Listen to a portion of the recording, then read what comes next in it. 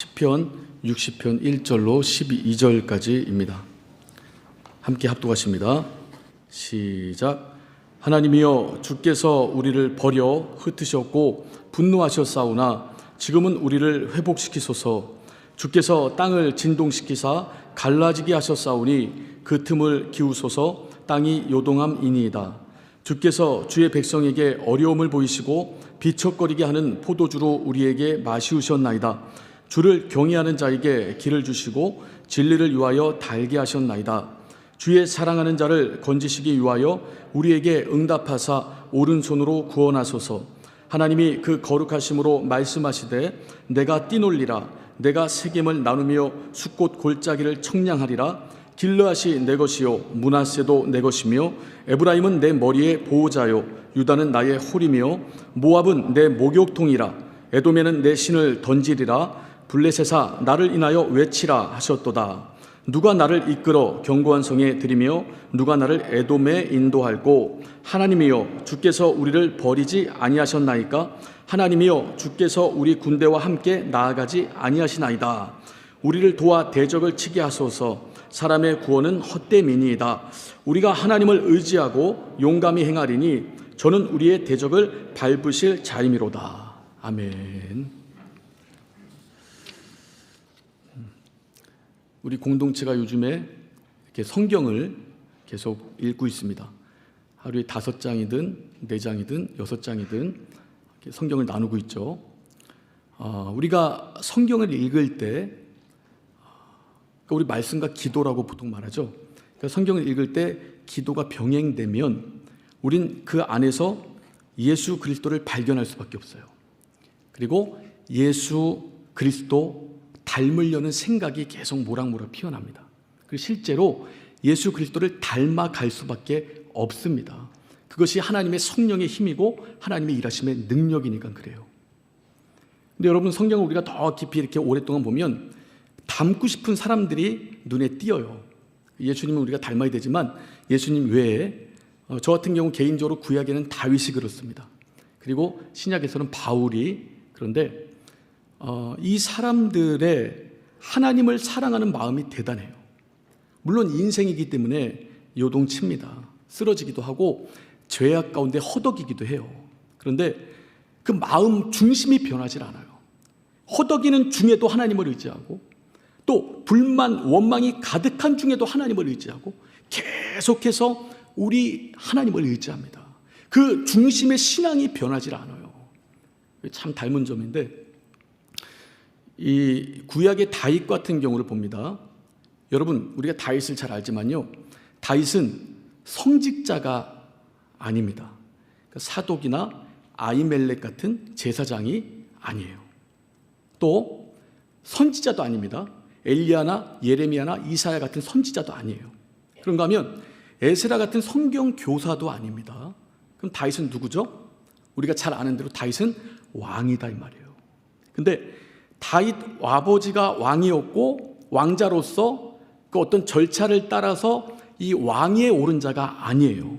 우리가 잘 알죠? 다윗은 누구였습니까? 목동이었습니다. 아무도 주시하지 않고 아무도 주목하지 않고 아무도 관심 갖지 않았던 목동이에요. 그러나 하나님의 관심이 그에게 임하죠. 그리고 하나님께서 그의 인생을 통해서 이스라엘의 왕으로 삼으십니다. 그 다윗의 인생의 여정이 있다 이 말이에요. 우리가 이 인생의 여정을 살펴보면요, 다윗이 가장 많은 시간을 보낸 곳이 어디냐? 전쟁터입니다.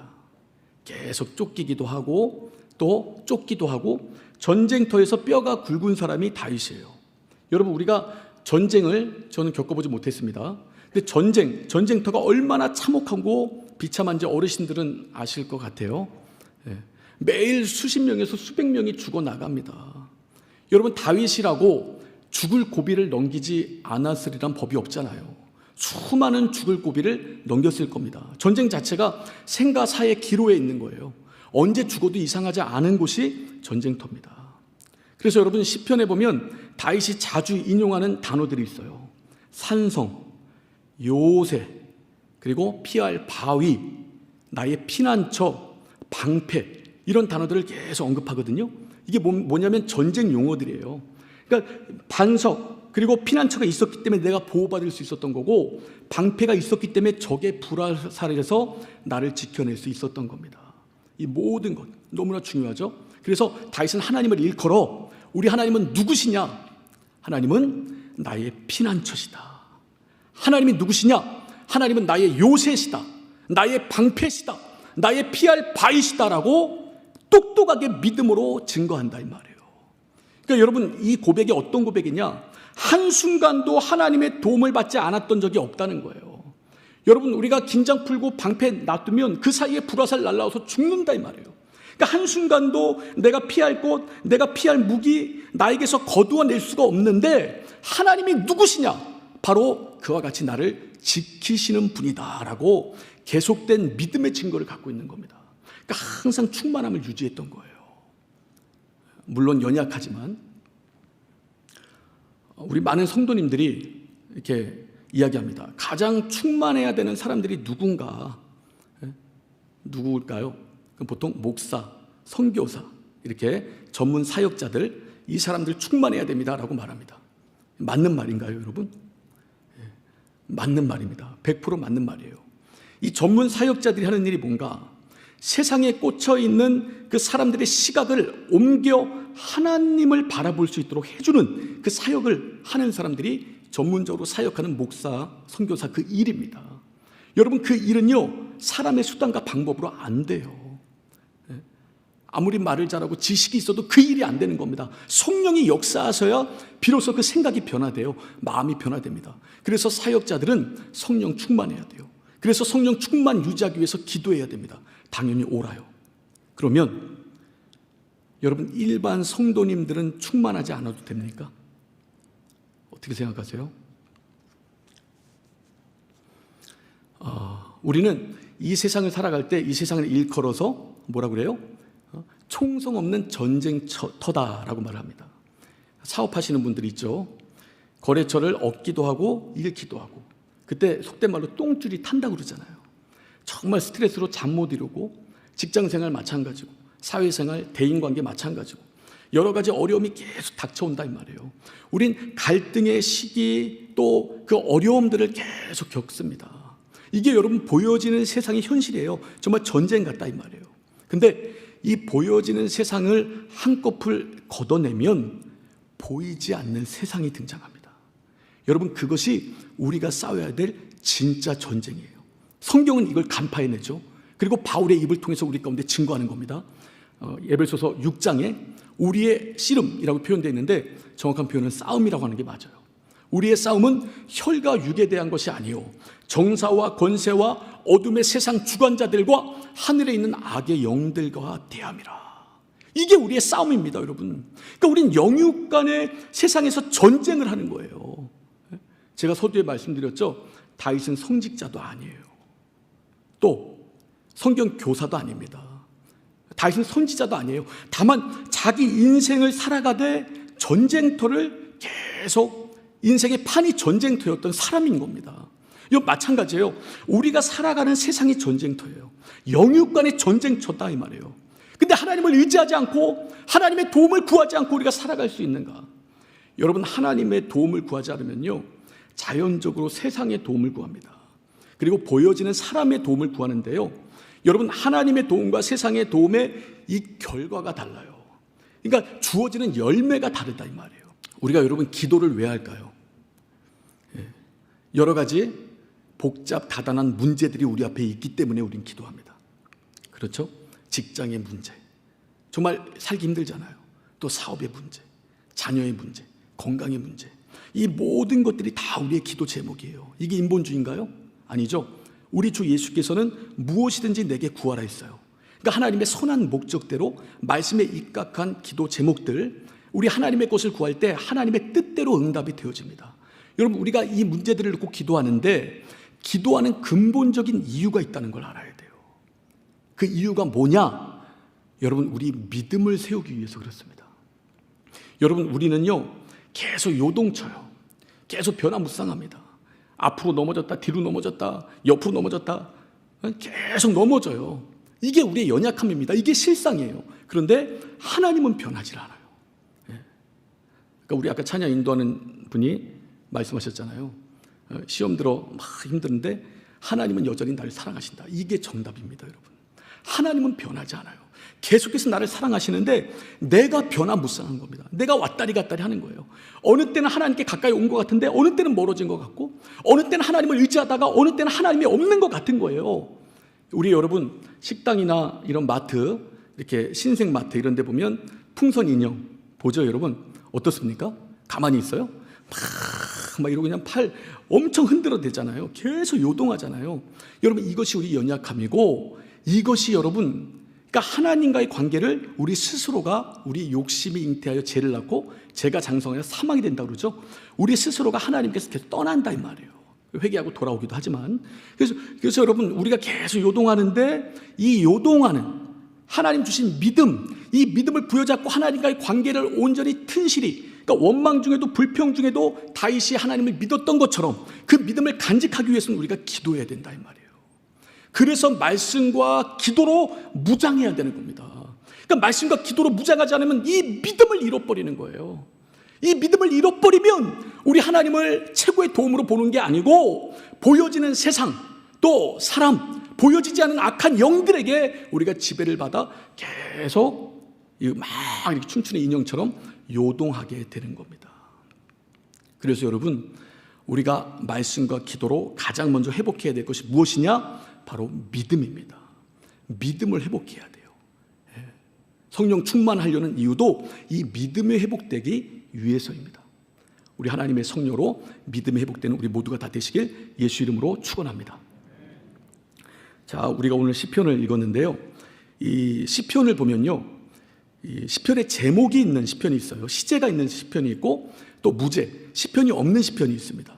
근데 시편이 있는, 제목이 있는 시편은요, 우리가 그 제목을 잘 봐야 돼요. 왜냐하면 그 제목을 보면 누가 썼고, 어느 시대에 썼고, 어느 상황에서 썼고, 어느 배경에서 썼고, 또 어느 시대에서 썼는지 이걸 다 알 수가 있습니다. 물론 이 배경을 모르고 시편을 읽어도 하나님은 살아계시기 때문에 그 말씀 구절을 성령께서 감동하셔서 우리 가운데 큰 감동을 주실 수 있어요. 하나님은 그렇게도 일하십니다. 근데 이 배경을 알고 읽으면요, 세세하고 구체적인 감동을 우리가 얻을 수 있습니다. 우리가 여러분 숲을 봐요. 그럼 이 멀리서 보면 아주 멋있는 경관이 보입니다. 근데 숲 안에 들어가 보세요. 나무의 결이 다 보이죠. 또 시냇물, 졸졸졸 흐르는 시냇물도 보이고, 청설모, 다람쥐 막 왔다 갔다 하고 이쁜 꽃들 다 보입니다. 그래서 구체적인 감동을 얻어낼 수 있다 이 말이에요. 우리 배경 아는 게 참 중요한데, 이 시편 60편은 제목이 상당히 길어요. 1절 위에 제목이 써 있습니다.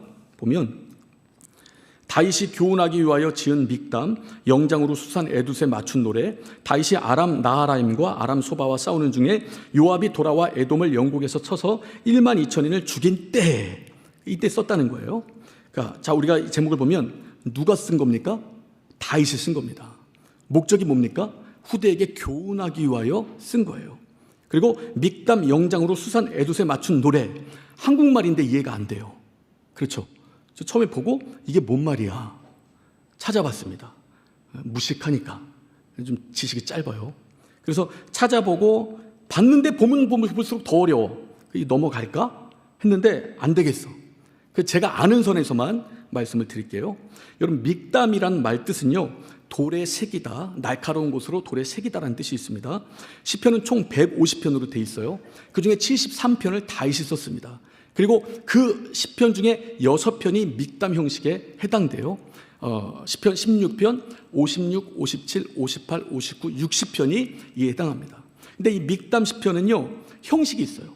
처음에 고난이 있고 원망과 절망, 그리고 불평이 있지만 그 가운데서도 기도가 있습니다. 그리고 하나님께서 아니나 다를까 생각과 마음의 회복을 줘요. 그리고 하나님께 영광을 돌리고 하나님께 찬송을 돌린다 이 말이에요. 그러니까 이 시편 60편이 이런 형식을 담은 믹담 시편이라는 겁니다. 유대인들은 믹담 시편을 너무 좋아한대요. 황금시라고 그래갖고 자주 암송하고 다닌다고 합니다. 다윗 자체를 좋아하니까. 그리고 영장으로, 이걸 현대인 성경으로 보니까 지휘자의 지휘에 맞춘 노래 이렇게 돼 있어요. 근데 가만히 좀 살펴보니까요, 이 다윗 시대에 처음으로 성가대가 만들어집니다. 찬양대가. 그리고 다윗은 전문 찬양 사역자를 키워요. 레이지파를 통해서. 이제 전문 찬양 사역자 이름이 있는 사람들이, 성경에 기록된 사람들이 헤만, 아삽, 에단, 이 사람 다른 이름이 여두둔인데, 이런 사람들이 전문 찬양 사역자가 되어서 사역자들을 키우기도 하고 또 찬양 업무를 도맡아 하기도 하고 또 기도와 말씀 사역 가운데도 깊이 관여합니다. 그러니까 이 실력과 영성을 가진 전문 찬양 사역자가 인도하는 인도를 받고 이 노래가 불려졌던 것 같아요. 그리고 수산이라는 말은 백합화라는 뜻이랍니다. 에둣은 증거라는 말이라고 그래요. 그러니까 수산, 에둣, 백합화의 증거. 이 백합화 안에 언약이라는 뜻이 있답니다.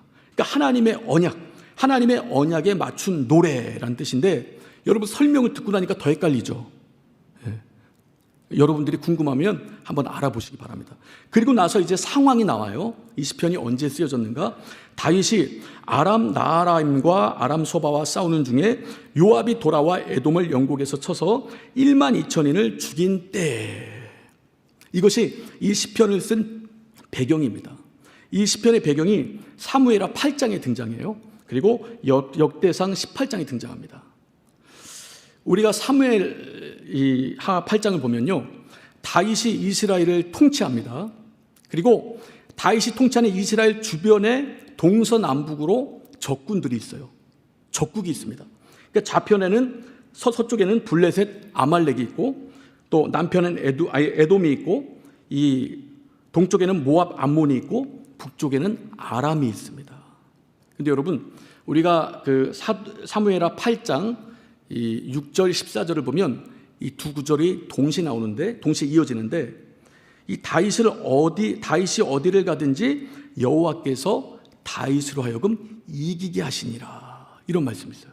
그러니까 다윗이 어디를 가든지 하나님께서 승리를 주신다 이 말이에요. 실제로 그 내용을 자세히 보면 이 블레셋을 제압하고 또 모압을 제압하고 아람을 제압하고 에돔을 제압합니다. 짧게 나오지만 다 제압한다 이 말이에요. 근데 여러분 참 궁금증이 생겨요. 이렇게 다윗이 가는 곳마다 어디든지 하나님이 도와서 이렇게 승리가 있는데, 오늘 우리가 읽은 시편의 내용은 암울해요. 자, 우리 1절을 보면 우리를 버려 흩으셨고 하나님이 분노하셨다, 이렇게 표현해요. 또 2절을 보면 주께서 땅을 진동시키사 갈라지게 하셨사오니, 또 3절 보면 주께서 주의 백성에게 어려움을 보이시고 비척거리게 하는 포도주로 우리에게 마시셨나이다. 그러니까 가만히 있어도 정신 못 차릴 바에 포도주까지 하나님께서 독주까지 먹이셔서 우리를 비틀거리게 했다는 거예요. 그 상황과 맞지가 않습니다. 이 상황은 완전히 승리인데, 어디를 가든지 하나님이 도우시는데, 동서남북 다 제압했는데 어떻게 이렇게 시편이 암울한가? 여러분, 이순신 장군이 전쟁을 합니다. 이의 승률이 어떻게 되는지 아세요? 26전 26승입니다. 대단하죠? 그 전쟁의 신이라는 칭호가 어울리는 거예요. 지질 않아요. 더 이렇게 어떤 전문적인 학자는 말하는데 45전 40승 5무랍니다. 그러니까 더 많이 넓혀봐도 패한 적이 없는 거예요, 사람이. 그 우리는 결과적으로 야, 이순신 장군 정말 대단하다, 정말 하는 전쟁마다 이긴다라고 보지만, 이건 표면적인 거고 이면적인 거, 그 전쟁의 세세한 내용을 들여다보면 어때요 여러분?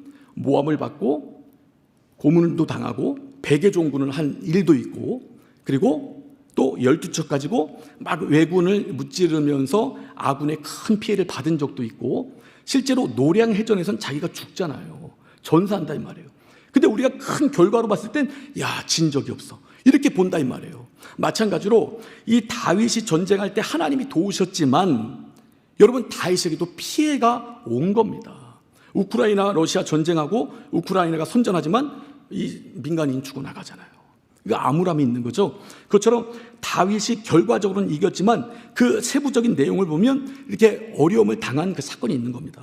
자, 이 상황을 보면 다윗이 아람 나하라임과 아람 소바와 싸우는 중에 요압이 돌아와 에돔을 영곡에서 쳐서 1만 2천을 죽인 때에 이렇게 표현돼요. 여러분, 이 다윗이 싸웠던 나라 중에 가장 강력했던 나라가 아람입니다. 실제로 북쪽의 아람과 다윗이 한 2년 정도를 싸워요. 그러니까 쉽게 결판이 안 나는 거예요. 그러니까 아람과 싸울 때는 모든 국방력, 모든 군사력 총동원해서 북쪽으로 다 올려야 되는 겁니다. 그래야 비등비등해요. 그래야 처지지 않습니다. 그렇게 막 싸우고 있는데 북쪽에서, 남쪽에서 에돔이 쳐들어오는 거예요. 그럼 여러분, 군사들 북쪽으로 다 올렸는데 남쪽 어떻게 해요? 에돔이 쳐들어왔는데 방관합니까? 가만 놔둬요? 여기만 이기면 되는 거예요? 그렇지 않죠. 군사들을 어떻게 해야 돼요? 나눠야 되는 겁니다. 그래서 남쪽에서 쳐들어오는 에돔을 막아야 되는 거예요. 그렇게 의지하던 요압 장군, 또 그 동생 아비새를 보내는 겁니다. 그러니까 여러분, 다윗의 군대가 나뉘어지는 거예요. 지금 다윗 생각할 때, 아니 아람 군대는 세니까 우리 군대가 다 붙어도 이거 이길까 말까 한데 어떻게 에돔이 하필이면 이때 올라와서 우리 군세가 나뉘어지는가? 내가 그렇게 의지하는 요압과 아비새를 저쪽으로 보내야 되는가? 여러분, 다윗의 갈등이 느껴지십니까? 침이 꼴깍 넘어가네. 다윗의 그 어떤 갈등이 느껴지세요? 야, 이거 어떡하지? 아람은 우리가 초전력을 다해야 그나마 맞설 수 있는 상대인데 에돔이 왜 하필 이때 올라와서 우리 군사가 나뉘어지게 만들지? 이거 하나님의 저주 아닌가?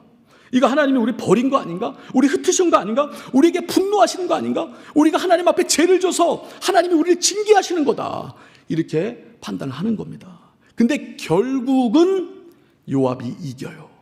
12,000인을 죽이고 돌아옵니다. 그러니까 결국은 해피엔딩인데 여러분, 다윗이 교훈하기 위해서 쓴 겁니다.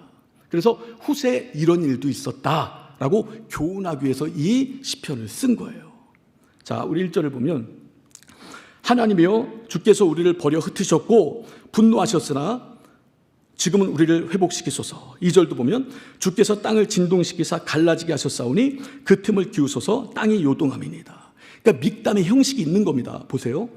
너무 슬퍼요. 고통스러워. 그리고 원망과 절망이 막 극에 달하는데 그 와중에서도 우리 하나님을 찾는 거예요. 이렇게 내가 힘들지만 우리를 회복시키실 수 있는 분은 하나님 한 분밖에 없지 않습니까? 하나님, 내가 절망스럽고 고통스럽고 하나님 원망도스럽지만 역사하소서. 우리 회복시키실 분 하나님밖에 없습니다. 우리가 이렇게 땅이 진동되는 것처럼 마음이 갈라져 힘들지만 이 틈을 기우고 메울 수 있는 분도 우리 하나님밖에 없습니다. 하나님이여 일어나소서라고 다윗이 부르짖는 겁니다. 자, 4절을 보면 주를 경외하는 자에게 길을 주시고 진리를 위하여 달게 하셨나이다. 5절 보면 주의 사랑하시는 자를 건지시기 위하여 우리에게 응답하사 손으로 구원하소서. 전 여기서 이 두 문장에 집중했는데요. 주를 경외하는 자에게, 또 주의 사랑하시는 자를. 그러니까 다윗은 그렇게 힘든 중에 있는 시점이지만 여전히 주님을 경외하고 있는 겁니다. 그리고 주님이 나를 사랑하신다는 그 마음을 잊지 않고 있는 거예요. 나는 힘들고 나는 구렁텅이에 빠진 것 같지만 그래도 이 상황 가운데서도 나는 여전히 주님을 경외합니다. 그리고 주님이 나를 사랑하시는 그 사랑 변치 않음을 나는 인정합니다. 여러분, 우리 시험에 들어도 넘어져도 방주 안에서 넘어져야 된다는 말이 있죠. 이것처럼 우리가 아무리 시험 들어도 주님을 경외하는 마음을 잊으면 안 돼요. 많은 사람들이 어려움을 당하면 하나님이 자기 같은 줄 압니다. 하나님이 자기같이 요동치는 줄 알아요. 하나님 나 버렸죠? 나 이제 상관 안 하시는 거죠? 하나님 나한테 관심 없죠? 나 같은 줄 알아요. 하나님은 나 같지 않습니다. 하나님은 절대 요동하지 않아요. 하나님의 사랑은 변치 않습니다. 나는 힘들어요. 나는 괴로워요. 나는 죽을 것 같아요. 하나님은 그 자리에 있어요. 그리고 내가 버티고 일어날 수 있는 힘도 주시고 악한 영들이 모든 역사를 이기고 돌아올 수 있도록 후원하신다 이 말이에요. 그 돌아오는 자를 맞아주시는 거예요. 그래서 여러분, 우리가 아무리 힘들어도 하나님을 경외하는 마음을 잊어버리면 안 되는 거예요. 아무리 힘들어도 하나님은 나를 여전히 사랑하신다. 하나님의 사랑은 의심이 되죠. 힘들면. 그래도 여러분, 이거 회복해야 됩니다. 그래서 성령이 우리를 도우시는 거예요. 자, 6절부터 8절까지 보면 이 다윗이 성소에서 하나님께 받은 말씀이 나옵니다. 자, 이제 어려우니까 말씀을 다시 한번 묵상하고 되새기는 거예요. 자, 6절 보니까 하나님이 그 거룩하심으로 말씀하시되 내가 띠놀리라. 내가 세겜을 나누며 숫고 골짜기를 청량하리라. 길르앗이 내 것이요 므낫세도 내 것이며 에브라임은 내 머리의 보호자요 유다는 나의 홀이며 모압은 내 목욕탕이라. 에돔에는 내 신을 던지리라. 블레셋아 나를 인하여 외치라 하셨도다. 이게 뭐냐? 내가 세겜을 나누며, 세겜은 요단강 서쪽입니다. 숫곳은 요단강 동쪽이에요. 12지파가 처음 정착했던 곳입니다. 이스라엘 전체를 나타내는 거예요. 이스라엘 전체 가운데 누가 뛰놀아요? 하나님이 뛰노신다는 거예요. 다시 말하면 하나님의 통치 지역이라는 겁니다. 하나님이 이곳에 역사하신다는 거예요. 하나님 거라는 거예요. 또 우리 6절 보면 또 길르앗 나오죠. 길르앗은 이스라엘의 동쪽이에요. 므낫세는 동서에 걸쳐 있습니다. 에브라임은 북쪽이에요. 유다는 남쪽입니다. 동서남북 이스라엘 전체를 통치하고 관할하고 역사하는 이가 누군가? 하나님이시라는 겁니다. 또 모압은 적국입니다. 근데 모압이 하나님 보실 땐 내 목욕통에 불과하다는 거예요. 목욕하고 나면 때만 남죠. 때만도 못한 존재라는 겁니다. 그리고 에돔에는 내 신을 던지리라. 고대 근동은 신발을 던지는 곳이 이 사람의 영역이다라는 표시였다고 그래요. 에돔의 신발을 던진다는 거예요. 마찬가지로 블레셋도 마찬가지고. 그러니까 다시 말하면 이스라엘 전체가 하나님의 영역이고, 그리고 이스라엘이 그렇게 두려워하는 적국들도 하나님의 영역이다. 내가 뛰노는 곳이다. 내 것이다. 이 내 것을 너에게 맡긴 것이 아니냐. 다윗아, 내가 이걸 너한테 맡겼다. 그러니까 다윗이 이 말씀을 가지고 다시 한번 힘을 내는 거예요. 여러분, 우리가 힘들 때 어떻게 합니까?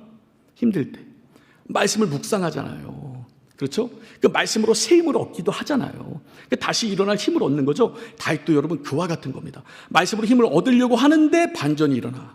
자, 우리 9절 보면 누가 나를 이끌어 견고한 성에 들이며 누가 나를 에돔에 인도할꼬. 하나님이여 주께서 우리를 버리지 아니하셨나이까? 하나님이여 주께서 우리 군대와 함께 나아가지 아니하시나이다. 말씀을 받았지만 다시 근심, 걱정, 염려가 일어납니다. 아, 누가 나를 에돔으로 인도하지? 군사들 다 나뉘어 있는데? 우리 큰일 났는데? 그리고 10절을 원문으로 보니까 하나님이여 주께서 우리를 버리지 아니하실 거죠? 이렇게 물음표예요. 하나님이여 주께서 우리 군대와 함께 나아가실 거죠? 이렇게. 그러니까 의심이 일어나는 겁니다. 하나님 말씀을 받았지만 또 의심이 일어나는 거예요. 여러분, 이것이 인생의 연약함입니다. 우리는 말씀을 받아요. 기쁩니다. 그리고 결단합니다. 그런데 예배당을 나가는 순간에 어떻게 돼요? 그 말씀 받은 건 받은 대로 기억은 나지만 그 말씀이 내 전인격적으로 영향을 못 미쳐요. 또 흐물흐물대고 또 변화무쌍하고 요동친다 이 말이에요. 그래서 여러분, 우리 주님께서 우리 가운데 성령을 주신 겁니다. 여러분, 예수께서 잡히십니다. 제자들 어떻게 해요? 다 떠나갑니다. 생각해 보세요. 여러분, 이거 배신이잖아요. 배반이잖아요. 이런 제자들 보통 사람들은 봅니까? 안 봅니까? 안 보죠. 근데 예수님은 이걸 알고 있었어요. 마태복음 26장에 오늘 밤 너희가 나를 다 버리리라. 내가 목자를 치리니 양떼가 흩어지리라. 그러나 내가 먼저 살아나서 너희보다 먼저 갈릴리로 가리라. 이렇게 약속하십니다. 뭘 알 수 있습니까? 하나님은 안 변한다는 거예요. 여러분, 인생은 연약합니다. 변해요. 배반도 한다 이 말이에요. 무섭고 공포스러우면 내 몸 지키기 위해서 나 예수 몰라요 이러고 남아요. 그게 인생이에요. 우리 연약함입니다. 이 연약함에서 헤어날 사람은 아무도 없어요. 그런데 중요한 건 하나님은 안 변하신다는 거예요. 여러분, 예수께서 부활하셨어요. 갈릴리에 누가 갑니까? 아무도 안 가요. 다 방에 옹기종기 모여 있습니다. 겁나니까. 우리 주님께서 벽을 통과해서 오세요. 여러분 잘 아시죠? 너에게 평강이 있을지어다 성령을 받으라 이렇게 말씀하십니다. 근데 그 자리에 누가 없었어요? 도마가 없었어. 그러니까 주님은 다시 와요. 이런 분입니다, 여러분. 우리 주님이 이런 분이에요. 한 사람이라도 실족시키지 않기 위하여 몸부림치는 분이에요. 도마가 있을 때 다시 와서 도마야, 내 손에 못자국 넣어보고 내 이 허리에 창자국 넣어봐서 믿음 없는 자 되지 말고 믿는 자가 되라. 다 일으켜 세워주십니다. 그리고 감람원에서 마지막 부활을 마지막 이제 승천하실 때 예수께서 뭐라고 말씀하세요? 또 명령을 하세요. 이제 나는 아버지께로 가는데 너희는 성령을 받으라 이렇게 말씀합니다. 성격 급한 사람이 주님이 이스라엘 회복할 때가 이때죠? 예수님 뭐라고 그래요? 때와 기한은 아버지께 있고 너희는 성령을 받으라 계속 강조한다 이 말이에요. 여러분, 주님이 승천하는 장면을 500명이 봅니다. 하늘이 열리고 주님이 확 승천하고 구름이 닫히고 천사 2명이 와서 왜 계속 쳐다보고 있느냐? 주님은 가신 대로 그대로 오신다라고 우리에게 증거하는데, 여러분, 이 모습을 보고 시험 들 사람이 누가 있을까요? 주님이 내 눈앞에서 승천해. 저는 참 보고 싶더라고요. 성경을 보면서 야, 주님이 얼마나 웅장할까. 근데 여러분, 이 장면을 500명이 봤는데 주님의 약속을 이행하러 마가 다락방에 간 사람은 120명이에요. 그 380명 어디 간 거예요? 예? 그 사이에 의심이 일어나는 겁니다. 주님이 승천하는 걸 봤어요. 말씀을 들었어요. 그 이적을 보고도 의심이 일어나는 겁니다. 이게 사람이에요. 여러분, 이게 인생입니다. 그래서 너희 힘으로는 안 돼. 그 하나님께서 성령을 보내주시는 거예요. 마가 다락방에서 120명이 충만하게 기도하고 성령을 충만히 받고 나서 비로소 베드로를 비롯하여 11명이 하나님의 큰일을 증거하면서 이제 각각의 성령이 주신 사명의 자리로 나아가기 시작한다 이 말이에요. 이들이 과연 예수 그리스도 잡힐 때 배반했던 그 사람 동일 인물인가 싶을 정도로 하나님의 큰 역사를 이루어냅니다.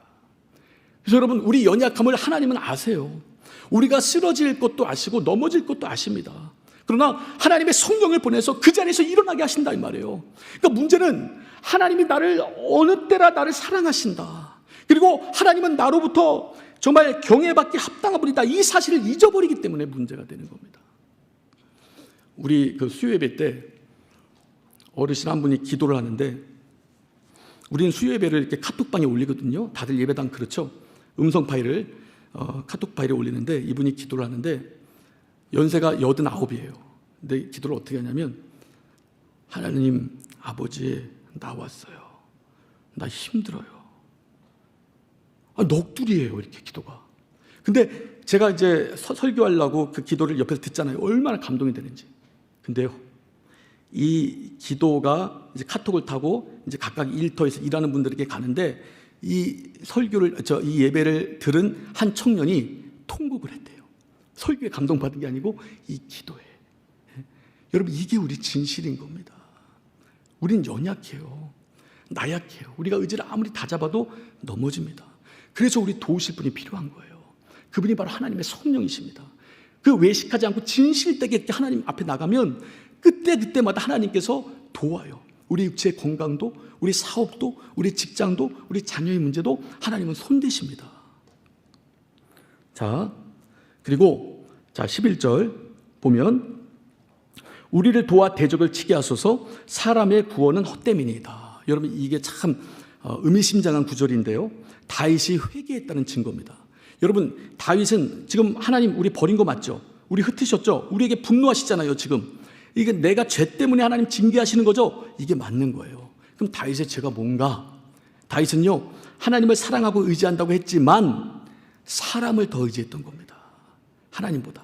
그러니까 군사들이 북쪽과 남쪽으로 아람, 에돔 막으려고 확 나뉘어지는 순간에 이거 어떡하지? 아니, 이렇게 용장들이, 맹장들이 나랑 떨어지고, 이 아람 우리 힘을 다해야 이길 수 있는 나라인데 에돔까지 이때 일어나서 사람들이 나뉘면 이 전쟁 어떻게 되는 거야 도대체? 나는 어떻게 되는 거지? 누가 나를 에돔으로 인도하지? 이렇게 막 고민하고 근심하고 있었어요. 그러니까 사람을 하나님보다 크게 본 겁니다. 근데 다윗이 회개를 통하여, 회개하고 나니까 뭐가 보여요? 사람이 보이는 게 아니고 하나님이 보여요. 사람의 구원은 헛됨이니이다. 사람의 구원은 헛됨이니이다. 오직 하나님께서 역사하시면, 모든 전쟁은 하나님께 속해 한 것이니 하나님께서 역사하시면 이깁니다. 고백하는 거예요. 12절 보니까 우리가 하나님을 의지하고, 여러분, 회개한 자들에게서 나타나는 특징이죠. 믿음이 생겨난다 이 말이에요. 요동쳤던 믿음이 하나님을 향하여 바로 세워집니다. 어떤 환난이 와도 흔들리지 않는 믿음, 그 믿음이 세워져요. 우리가 세상을 이기면 이것이니 우리의 믿음이니라. 그 믿음에 세워지면 사람은 담대해집니다. 자, 용감히 행하리니. 담대해진다 이 말이에요. 어디를 가나 하나님께서 함께 하시니 담대해지는 거예요. 우리 히브리서 13장 6절을 보니까, 우리가 담대히 가로되 주는 나를 돕는 자시니 내가 무서워 아니하겠노라. 사람이 내게 어찌하리요? 이 담대함이 생겨나는 거예요. 믿음이 세워지면. 그리고 저는 우리의 대적을 밟으실 자이심이로다. 요압이 우리 대적을 밟는 자가 아니고, 아비새가 우리 대적을 밟는 자가 아니고, 오직 여호와 하나님, 내가 의뢰하는 그분, 나를 담대케 하시는 그분, 나를 살리신 그분, 이제껏 나를 인도하신 그분이 우리를 세우시고 이기게 하신다는 믿음의 고백이 다윗에게서 터져 나오는 겁니다. 할렐루야.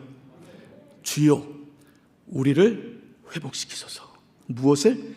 믿음을. 이 믿음이 회복돼야 돼요. 여러분, 믿음이 회복되기 위해서는 기도해야 되는데요, 그래, 오늘부터 기도하리라 쉽지 않습니다. 우리 언제 기도하는지 아세요? 언제 기도하는지 아세요? 은혜 받으면 기도합니다. 그래서 은혜가 필요한 거예요. 여러분, 말씀 들으세요. 계속 말씀 읽으세요. 찬양 들으세요. 간증 들으세요.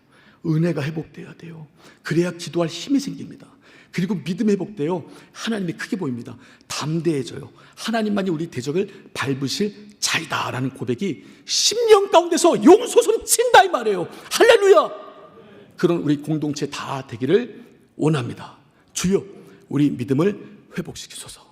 자, 이 시간 기도하실 때 하나님 아버지, 우린 다윗처럼 연약합니다. 그러나 원망 중에도 불평 중에도 하나님을 의지하고 하나님께 기도했던 다윗의 그 믿음을 담게 하여 주시고, 어떤 상황에서도 주님을 의지하게 하시고 우리 연약함을 도우시는 성령 의지하여 우리 믿음이 세워지고 은혜 가운데 날마다 기도 말씀으로 충만하여 주님과의 관계에 요동할지라도 다시 우리 하나님께로 나아갈 수 있는 우리 공동체 모든 심령들 다 되게 하여 주옵소서. 우리 주여 한번 부르고 간절히 기도합니다.